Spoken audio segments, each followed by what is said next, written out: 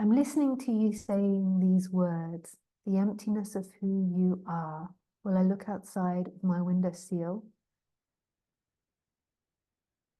White leaves passing by, the same leaves I filled this morning because they were making pirouettes around each other, and I'm crying, not sure if it's your words, or the sound of your words, or the joy to hear your voice. It seems the sound is so intimate. There's no headiness in your voice, no knowing. I can hear the invitation of the heart, innocence, and I cry. Maybe because it's the first of all, seems to be asking to drop this layer of protection. Could you call the sense of self a way of weaponing like a guard with no clue what it's guarding? Pam, pam, pam, pam, pam. Sound of footsteps in front of a mysterious great gate. Is self a sort of a guard you gently undress from its costume and weapons? What a beautiful expression. And I know that this is your second language. So what do you write like in your first language? Beautiful.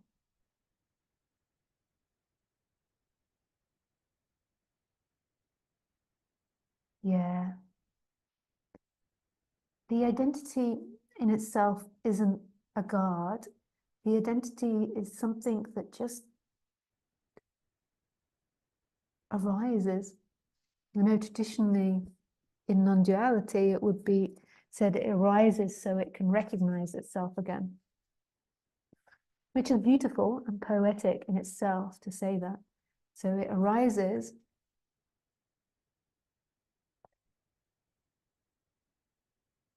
you are separated, so there can be a recognition of oneness again, which is a beautiful idea. In the end, I don't believe it because I don't believe any ideas, but it's a beautiful idea to express, to like get the flavor of, because there is a flavor of it that's true.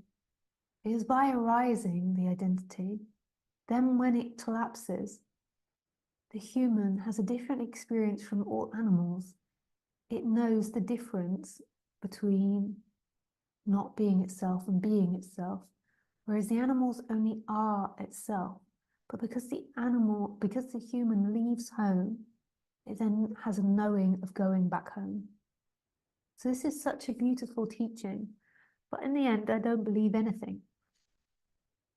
I'm absolutely wide open to everything. But I can see the beauty in those words, like dismantling ideas, and then opening up to that infinite possibility and wonder of what we are.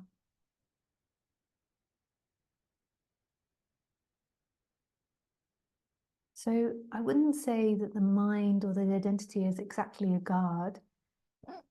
It's an arising that happens in humanity. And ultimately, it is unknown why life decides to create that. It arises from words. It arose when we began to speak, I and you. And then at some point, words became more hypnotic than who you are as beingness. So there was sort of this hypnosis into stories. And then this sort of built over generations and generations, and the karma of it will have got momentum. And then, you know, thousands of years on, humans are now at this place where their thinking is very rapid. They have technology, which is also promoting rapid thinking, a society which promotes thinking as the top hierarchy. You know, so in capitalist society, training as something which is mind orientated, orientating. No, can't say that word suddenly. So by doing that, you know, you get paid more money than somebody that does, say, gardening or sweeping the roads. So our society is based on the intellect is king.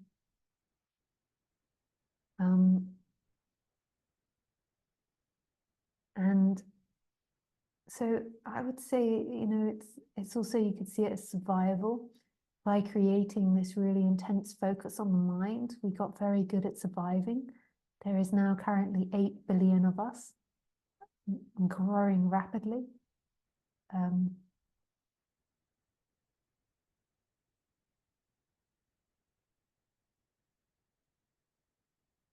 an aspect of this mind is actually trying to be helpful. It is actually trying to get you to happiness. It's just doing it in the wrong way. And it is trying to protect itself in a way. It is trying to maintain an identity because it believes that is happiness. But it's not actually a thing that's doing that. Yeah.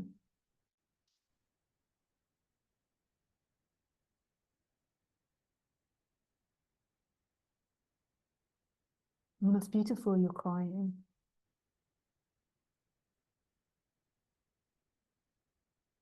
Because it's a resonance, and it's not really a resonance with me, even though we speak like that. So, you know, I say that I'm speaking from this truth, so I'm like calling to freedom. That's what I do. It's like a meditation. I'm calling you in satsang to what you are. It's actually you revealing yourself to you again as consciousness. So it's not actually me, even though we speak like that, like I'm seemingly the precipice for that. That's not true, because consciousness is everywhere, all places, all things. It just seems that way in the illusion. So imagine in a dream at night. So say we're both characters in your dream at night. I mean, this is just such a good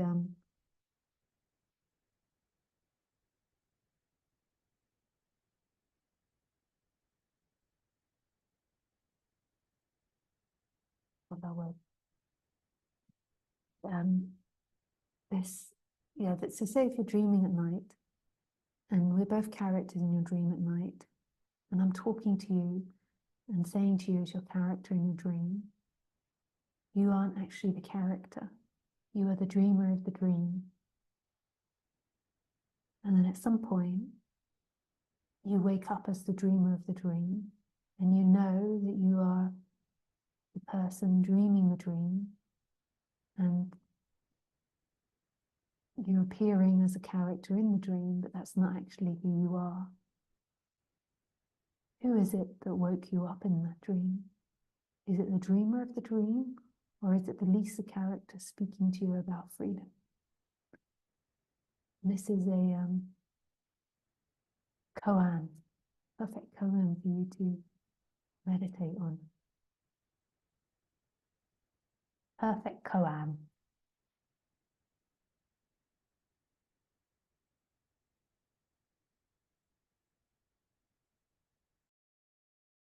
Something that doesn't have an answer.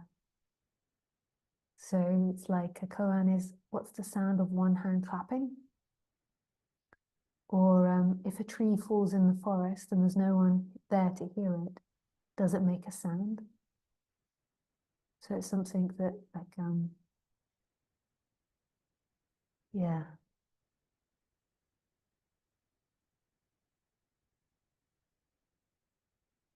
unanswerable.